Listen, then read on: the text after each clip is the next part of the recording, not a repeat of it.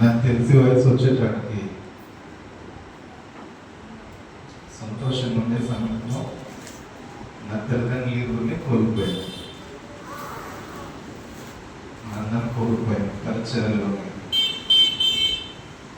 ఇప్పుడు ఆ బాధ అనిపించలేదు, బాధ కలిగినప్పుడే వస్తుందేమో బాధ అనిపిస్తుంది.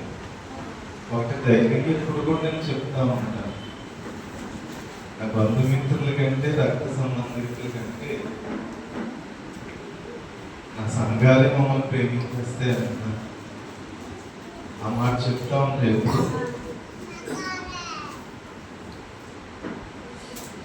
ఆ ప్రేమ చూపించాను. అదే మాత్రం కూడా విలువ కట్టలేదు, జీవితకాలం అంతా కూడా జ్ఞాపకం చేసుకునేటువంటి ఆ గొప్ప ప్రేమను బట్టి హృదయపూర్వకమైనటువంటి వందనాలు అందరూ కూడా తెలియజేస్తూ ఉన్నాను. ఇది నిలబడి ఉన్నానంటే దేవుని యొక్క కృప మాత్రమే. ఈ గడిచినటువంటి నెలంతట్లో కూడా దేవుడు నీకు సంరక్షణించి బలహీనత విషయంలో అసలు ఎవరికి తెలియదు, అసలు ఎవరికి కూడా నేను వెళ్ళిపోతాను కదా చర్చికి అని చెప్పేసి అనుకుంటున్నాను. నాకైతే నేను సిక్ అవుతాను 23వ తారీఖు ముందు శనివారం, అది బుధవారం నేను వడల నుంచి రావడం నైట్ 11:30 11:30 ఆ ప్రాంతంలో మోషన్స్ అవుతా ఉన్నాయి. నేను బెండకాయ చారుతో తిన్నాను, వేరే ఏం తినలా. ఏం తిన్నానో అవి మాత్రం వచ్చేస్తే డైజెస్ట్ కాలేదు అసలు. ఫుడ్ పాయిజన్ అయిందేమో, ఎండలు కూడా ఎక్కువ ఉన్నాయి కదా అని చెప్పేసి అనుకున్నా. ఇంకా 7 సార్లు వాష్రూమ్ బిల్ వచ్చేటప్పటికి మనిషి ఎలా ఉన్నారని చనిపోతాను ఏమని భయం వేస్తుంది. ఈ రాత్రి ప్రాణం పోతే ఒంటరిగానే ఇంట్లో ఉన్నాను, ఎవరు కూడా లేరు అని చెప్పి నన్ను నేను ధైర్యపరుచుకుంటూ, దేవా నువ్వే ఉన్నావు, చనిపోయినా బ్రతికినా బాధ మీదే, తెల్లవారుజాము రేపు నేను ఉదయాన్ని చూస్తాను లేదు నాకు తెలియదు అని చెప్పేసి నేను అలానే ప్రార్థన చేసుకున్నాను. మోషన్స్ ఏ ట్యాబ్లెట్ వేసుకోకుండానే తగ్గాయి. నైట్ అంతా ఫోన్ చేశాను, నేను 1 గంట నుంచి ఫోన్ చేస్తా ఉన్నా నా చుట్టూ ఉన్న ఫ్రెండ్స్కి వీళ్ళందరికీ. వాళ్ళు తప్పు కాదు, అది టైం కాదు, ఫోన్ చేసే టైం కాదు. అయితే 6 గంటలకి వాళ్ళందరూ వస్తారు, ఏమైంది ఆ టైంలో ఫోన్ చేయరు కదా ఏం చేస్తాను చెప్పేసి. మార్నింగ్ వాళ్ళు తీసుకెళ్ళారు, ఫుడ్ పాయిజన్ అయి ఉంటుంది అని చెప్పి వాళ్ళు ఇంజెక్షన్ చేసి ట్యాబ్లెట్స్ ఇచ్చారు, బాగానే ఉంది. సాయంత్రం మళ్ళీ నేనే హాస్పిటల్కి వెళ్ళాను, నేనే చేయించుకుని వచ్చాను.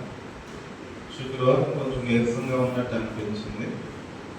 శుక్రవారం నైట్ నాకు కొంచెం చెస్ట్లో పెయిన్ రావడం, చేయి రావడం జరిగింది. మిగతా వేరే కాంప్లికేషన్స్ అయితే కనిపించలేదు. చేయి వస్తుందంటే మన రీసెంట్గా యాక్సిడెంట్ అయింది, పడిన దగ్గర నుంచి కొంచెం చేయి లాగుతూ ఉంది. అప్పటి నుంచి ఏమైనా పెయిన్ కిల్లర్ కానీ లేదా ఆయింట్మెంట్ అని రాస్తూ ఉంటే నేను తగ్గుతూ ఉండేది. అలాగే ఫాస్ట్గా రాయడం తగ్గడం, నేను పడుకున్నాను. మరుసటి రోజు మన శనివారం మార్నింగ్గానే లేచి టిఫిన్ చేసి నా పనులు నేను చేసుకుంటున్నాను. ఇంకేదో ఇంట్లో ఉంటే నీరసంగా ఉంటుందని చెప్పి బయటకు వెళ్ళి కాసేపు కూర్చొని అందరినీ పలకరించి అందరితో మాట్లాడి అందరూ యోగక్షేమాలు, అందరికీ జాగ్రత్తలు చెప్పి ఇలా ఉండాలి అలా ఉండాలని చెప్పి పైకి వెళ్దాం, మళ్ళీ చదువుకోవాలి కదా, రేపు మరుసటి రోజు ఆదివారం చర్చికి వెళ్ళాలని చెప్పి నేను సిద్ధపడుతున్నాను.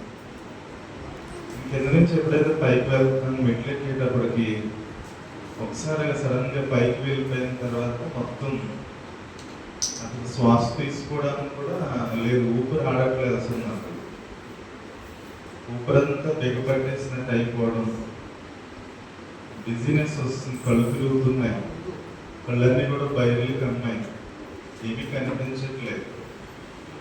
అడుగులు వేద్దామంటే అడుగు కూడా పడట్లా, కాళ్ళు కూడా చాలా బంధించేసినట్టుగా భారంగా అడుగులు పడుతున్నాయి.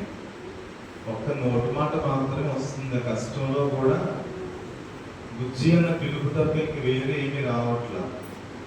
ఇంకేదో అయిపోతుంది అనే విషయం మీద నేను జాయిగా నిలదొక్కుని జాయిగా పైకి వెళ్ళి డోర్ తీసుకుని లోపలికి వెళ్ళి మంచం మీద నేను పడుకున్నాను. పడుకున్న వెంటనే ఒళ్ళంతా కూడా చెమటలు పెట్టేశారు.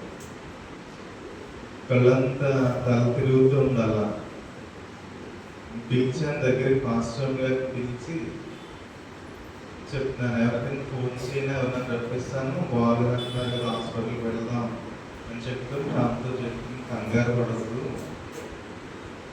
ఏమీ కాదు, నేను బాగానే ఉంటాను. అది కొన్ని విషయాలు నీకు చెప్పాలని చెప్పి, ఏం జరిగినా ధైర్యంగా ఉండు, దేవుడు నేను విడిచిపెట్టడు, పిల్లల్ని జాగ్రత్తగా చూసుకో, ఇవే మాటలు మాట్లాడాను. ఆమె ఎలా ఉందో నాకు తెలియదు, కానీ నాకు ఆ మాటలు మాట్లాడాలనిపించింది. అంటే ఏ సమయంలో ఊపిరి ఆగిపోతుందో తెలియదు. దేవుడు అవకాశం ఇచ్చాడు ఆ మాటలు మాట్లాడడానికి. మళ్ళీ నేను మాట్లాడని అని చెప్పాను. నా చివరి కోరిక ఒకటి ఉంది, ఆ కోరిక తీర్చని చెప్తే, పిల్లలు అత్తయ్య గారు ఇంట్లో ఉన్నారు, చివరిగా పిల్లల్ని చూస్తాను ఒకసారి, వాళ్ళు త్వరగా రప్పించని చెప్పాను. అది వేరే కోరిక.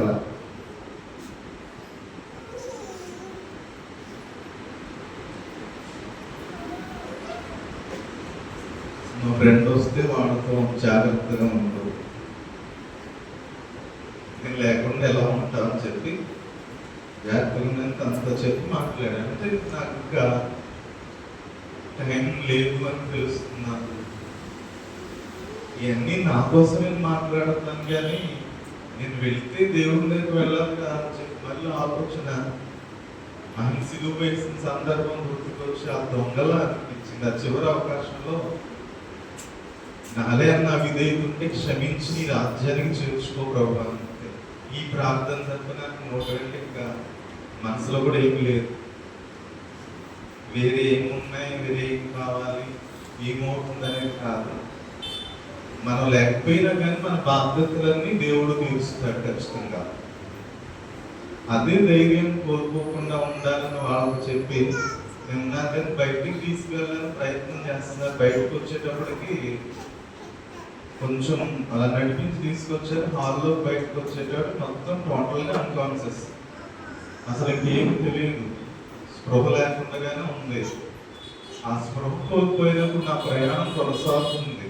వీళ్ళు కేకలు చర్చుతున్నారు తప్ప నా మాటలు వాళ్ళ మాటలు ఎక్కడి నుంచో వినిపిస్తున్నాయి, కానీ నాతో మాట్లాడే వాళ్ళు ఇంకెవరో నన్ను పిలుస్తూ నాతో మాట్లాడుతున్నారు. నా ప్రయాణం ఒక నల్లని మార్గం గుండా ప్రయాణించి నేను వెళ్ళిపోతున్నాను. వాళ్ళ మాటలు వినపడతాయి తప్ప బయట వెళ్ళి అరచి కేకలు పెట్టే వాళ్ళ మాటలు ఎవరి మాటలు కూడా నాకు వినిపించట్లేదు. గట్టిగా వీళ్ళు ఒకసారి కేకలు ఎప్పుడైతే వేస్తాను, మళ్ళీ ఒకసారిగా నా ప్రాణం నాకు వచ్చినట్టుగా అయింది. మళ్ళీ కళ్ళు తెచ్చి చూసేటప్పటికి వాళ్ళ ఎదురుగుండగా కంగారు ఏడుస్తూ గాబరాగా ఉన్నారు వాళ్ళందరూ. ఏమైందని అడిగితే ఏం కాలేదని చెప్పి సరే బలవంతంగా తీసుకెళ్లారు. వెంటనే దగ్గరలో ఉన్నటువంటి గవర్నమెంట్ హాస్పిటల్ తీసుకెళ్తే బాడీ అంతా కూడా డిహైడ్రేట్ అయిపోయింది. బీపీ కంప్లీట్ డౌన్లో ఉంది, 70/40 ఉంది. ఆ స్టేజ్లో ఇప్పుడు బయటకు వెళ్ళడం క్షేమం కాదని ఒక 2 సెలైన్స్ వాళ్ళు పెట్టారని బీపీ ఏమి గెయిన్ అవ్వాల అలానే ఉంది. ఈసీజీ చేసేటప్పుడు కొంచెం కాంప్లికేషన్ అనిపించింది. ఎక్కడైనా పెద్ద హాస్పిటల్కి తీసుకువెళ్ళండి అని చెప్పేసి వాళ్ళు సజెషన్ ఇచ్చి పంపించారు. మళ్ళీ బయటకు తీసుకురాగానే సేమ్ సిచ్యువేషన్ ఇందాక ఇంటి దగ్గర ఏదైతే జరిగిందో అలా మళ్ళీ సెకండ్ టైం అన్కాన్షియస్ అవడం. ఇక అలా వెళ్ళేటప్పటికి వీళ్ళకి కంగారు వచ్చిన వెంటనే హాస్పిటల్ తీసుకెళ్ళి అడ్మిట్ చేశారు. ఇక ఒక సిఆర్ గారికి ఫోన్ చేస్తే కంగారు పడతారు, రేపు ఆదివారం కదా ఇలా బాగాలేదని చెప్పి ఆయనకు మాత్రమే ఆశ్రమం లేదు చెప్పని చెప్పి నేను కారు ఎక్కాను, హాస్పిటల్ తీసుకెళ్ళి. అప్పటి నుంచి కూడా నాకు ఫోన్ అనేది నా దగ్గర లేదు. చాలామంది ఫోన్ చేశారు, ప్రత్యేకించి మీ ప్రేమ సహకారం అంతకు మించి అమూల్యమైనటువంటి మీ ప్రార్థనలు దేవుని సన్నిధానంలో మరలా ఈ రీతిగా నన్ను నిలబెట్టాయంటే కేవలం ఒక ప్రార్థన, దేవుని యొక్క కృప. జీవం ఇస్తే ఏ పాటిది అసలు? ఒకవేళ ఆయన కనికరం మన లేకపోతే, అవకాశం లేకపోతే ఏమవుతామో కూడా తెలియదు. ఎందుకు నా మీద ఇంతగా దేవునికి ప్రేమ అనేటువంటి నాకు అసలు అది తలుచుకుంటుండేనే కన్నీళ్ళు వస్తున్నాయి. ఎంతగా దేవుడు ప్రేమించాడు అనేది. చిన్నప్పుడు 1.5 వయసు ఉన్నప్పుడు ఎక్కడికో మా మేనత్త తీర్థం జరుగుతుంటే తీసుకెళ్ళి ఎక్కడో కాల్లో పడేసిందట.